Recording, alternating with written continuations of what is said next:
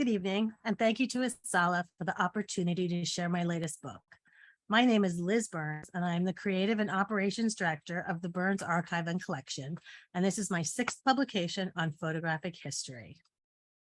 The Burns Collection and Archive was founded in 1975 by Dr. Stanley Burns and now contains over 1 million historic photographs from the birth of photography in 1839 through the modern age. The emphasis of the collection is unique photographs unavailable anywhere else. It houses unparalleled collections of early medicine, memorialization, Judaica, and the African American experience. Our exhibitions, projects, and publications are focused on unexplored or unappreciated areas of history and photography. The archive serves as a research and resource center for historians, authors, curators, researchers, artists, documentarians, and filmmakers. The Burns African American Collection focuses on working and middle-class life and culture and covers a wide spectrum of the African American experience from the institution of slavery through the civil rights era.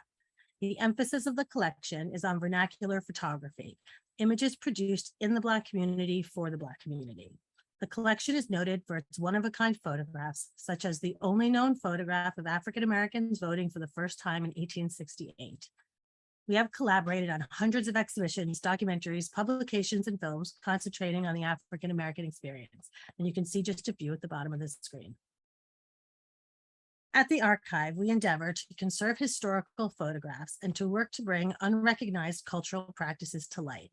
While collecting and analyzing photographs of everyday life in the African American community, we noticed the custom of taking photographs of cars. Examining image after image, the pride and joy of car ownership was evident. Images shape the way we see the world, other people, and our environment. These personal photographs add to the visual narrative of our culture, and I'm thrilled and honored to share these unique photographs. This is a photographic history book. Most of the book is photographs. However, there is a detailed history of African American car ownership, how the car changed the American landscape, how Jim Crow laws and racism affected driving, car ownership, and travel, as well as a history of photography. I'm going to briefly review a few of the topics discussed in the introduction. Owning a car was a significant life-changing achievement for African Americans. It offered many freedoms: the freedom to travel, the freedom to work further from home, the freedom to visit family and friends, the freedom to avoid Jim Crow laws, and the freedom to migrate. For African American women, most restricted to the home or farm, cars were particularly prized as they allowed for independence and freedom at all times of the day to visit friends and relatives, socialize, or work outside of the home. This book celebrates and chronicles the history of African American and their cars by focusing on personal images of the pride and joy of car ownership. Cars occupy a unique economic, political, social, and cultural place in the history of Black America. The car was unequivocal evidence of Black success and an important symbol of status in a country that had long fought their advancement in every area.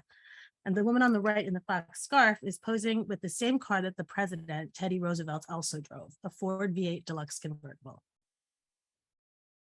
Photography, since its inception in 1839, has played an important role in visualizing Black culture.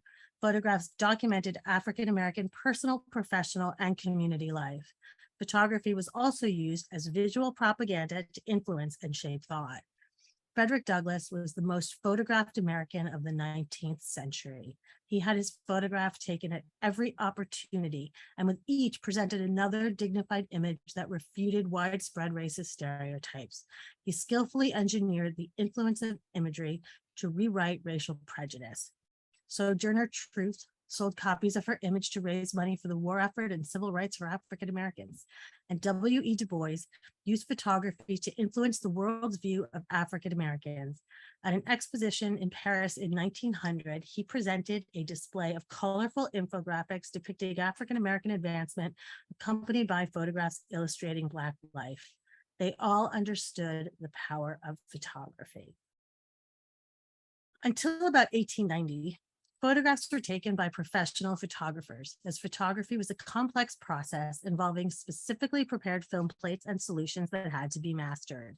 The 1880s brought the invention of the automobile, and it became a popular prop in studio photography. Some studio prop cars were made of wood, and others metal. Others were simply painted on cardboard. Eventually, as cars became less expensive, actual vehicles were brought into the studio. In 1888, Eastman Kodak introduced the first personal camera for non-professionals, and in 1900 developed the popular Brownie camera. Personal cameras took photography out of the studio and put it into the hands of everyday people. Amateur photography was well underway when the snapshot was born. The invention of the automobile opened up new job opportunities. Industries developed around car production, maintenance, and operation, fields not yet dominated by white workers. The infancy of the car gave African Americans the opportunity to join burgeoning trades as mechanics, chauffeurs, gas station attendants, and factory workers. Since the end of the Civil War, there has been continuous movement of African Americans from the South to other parts of the country. After Reconstruction ended in 1877, there was a wave of migration from the South. Many African Americans who moved during the Great Migration sent photographs of themselves with their cars to show their success and prosperity in the North and West. By the 1940s, over 1.5 million Black Southerners had left rural cities and towns for the rapidly expanding industrialized cities of the North. When the Great Migration came to an end around 1970, 6 million African Americans had moved out of the South.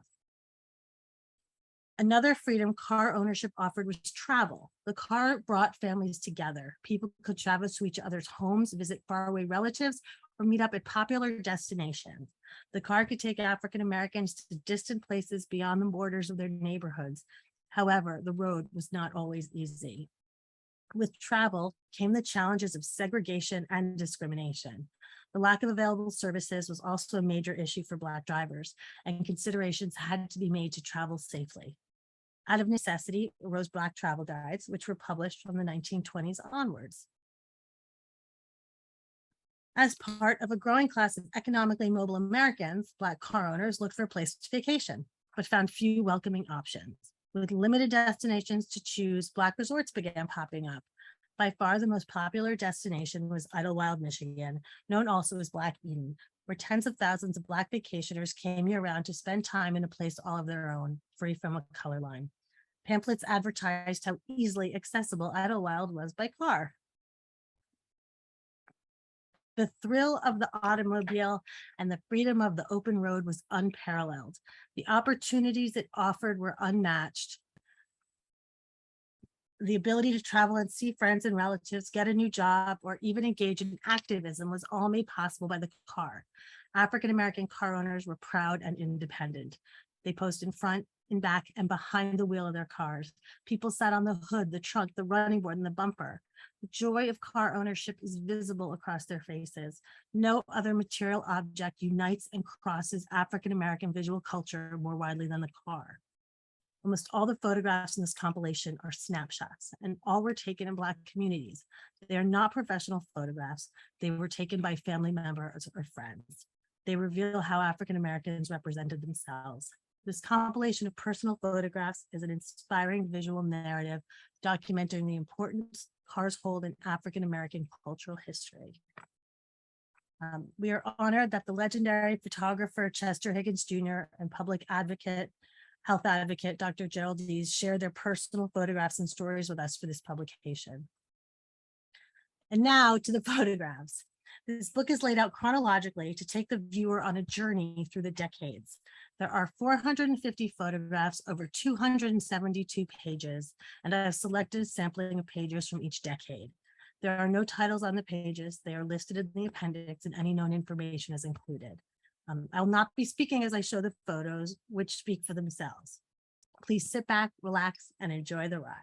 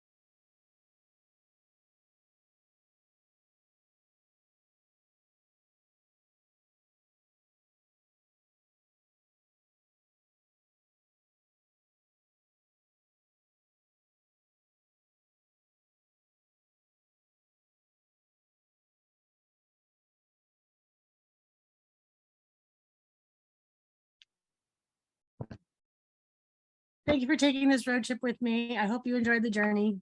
This book has so many more engaging photographs, but I end with this one taken in the 1940s, a framed, hand-painted 13 by 19-inch family portrait.